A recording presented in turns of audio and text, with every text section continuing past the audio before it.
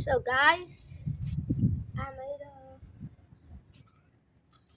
Toji's Heavenly Striction thingy, what it was called. The inverted sphere of heaven.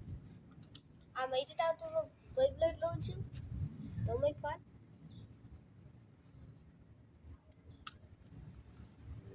Now I'm gonna show you some tricks. And this is quite dangerous.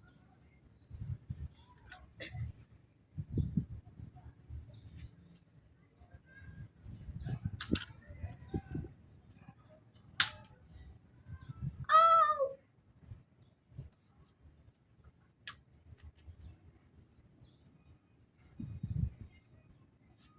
So, guys, if you wanna see more, just comment on this video and I'll show you more of the Toji. Or I'll make another one.